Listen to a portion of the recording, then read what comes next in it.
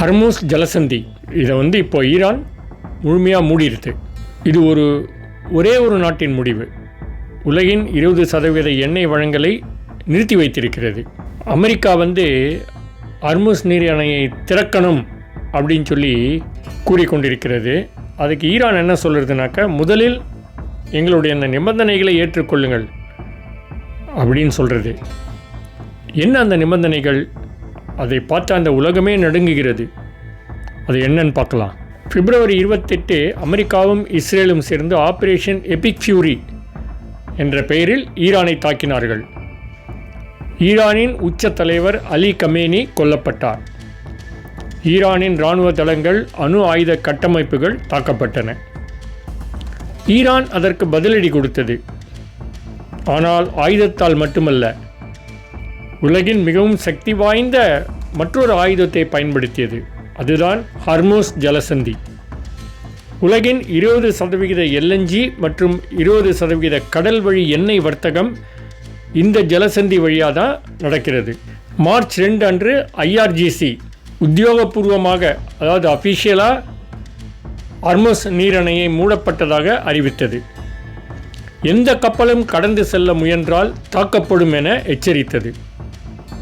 இதனால் tanker traffic 70% சரிந்தது. பிறகு கிட்டத்தட்ட பூஜ்ஜியமானது. இப்பொழுது உலகம் கேட்கும் கேள்வி என்னன்னா, ஈரான் என்ன நிபந்தனை வைத்திருக்கிறது? ஈரான் செய்தி நிறுவனம் டஸ்னிம் ஹார்மோஸ் திறக்க ஈரான் வைத்திருக்கும் நிபந்தனைகளை வெளியிட்டது. நிபந்தனை 1, அமெரிக்க படைகள் வெளியேற வேண்டும். மத்திய கிழக்கில் உள்ள அனைத்து அமெரிக்க இராணுவ தளங்களும் மூடப்பட வேண்டும். படைகள் முழுமையாக திரும்பிச் செல்ல வேண்டும் என்பது ஈரானின் முதல் மற்றும் மிக முக்கியமான கோரிக்கை. நிபந்தனை 2, சீஸ் பண்ண சொத்துக்களை திருப்பிக் கொடுக்க வேண்டும். மேற்கத்திய நாடுகளில் ஃப்ரீஸ் செய்யப்பட்டிருக்கும் ஈரானின் சொத்துக்கள் முழுமையாக திருப்பிக் கொடுக்கப்பட வேண்டும் என்று ஈரான் கோருகிறது. பல $100 பில்லியன் இதில் அடங்கும். நிபந்தனை 3, அமெரிக்கா விதித்திருக்கும் அனைத்து பொருளாதார தடைகளும் நீக்கப்பட வேண்டும். இதற்கு உத்தரவாதமாக இந்த தடைகள் நீக்கம் நிரந்தரமாக இருக்க வேண்டும் என்று ஈரான் வலியுறுத்துகிறது.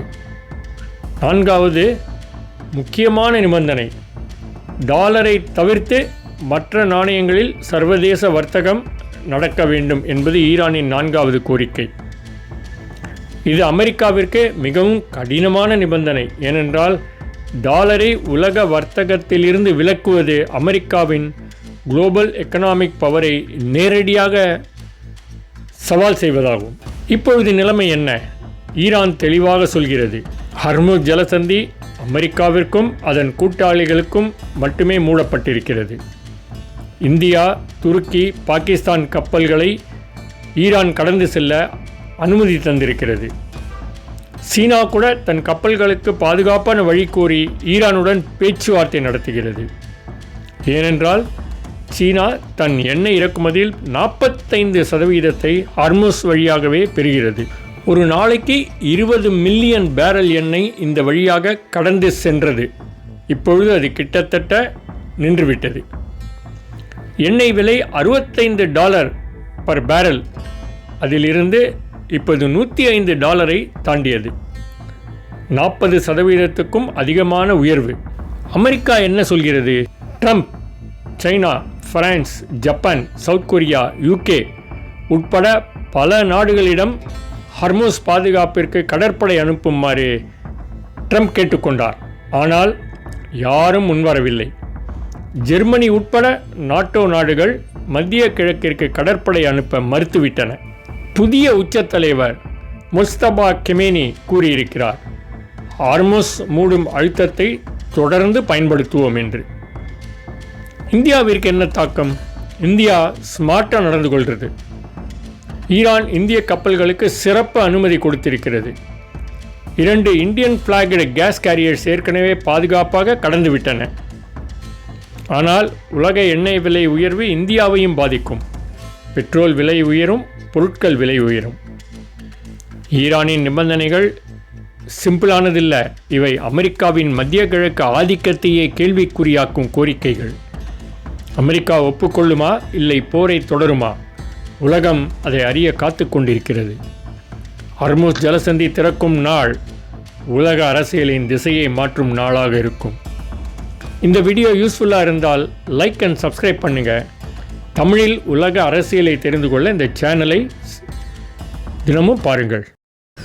இந்த அமெரிக்கா, இஸ்ரேல், ஈரான் இந்த போரை பற்றி நம்ம நிறைய வீடியோ போட்டிருக்கோம். நம்ம சேனலை சப்ஸ்கிரைப் பண்ணிங்கன்னா அந்த வீடியோலாம் நீங்கள் போய் பார்க்கலாம். பிடிச்சிருந்தா ஒரு லைக் போடுங்க. தொடர்ந்து வரக்கூடிய நம்முடைய வீடியோக்களை பார்த்தீங்கன்னாக்கா இந்த வாரை பற்றியான முழு தகவல்களும் நீங்கள் தெரிஞ்சுக்கலாம். நன்றி.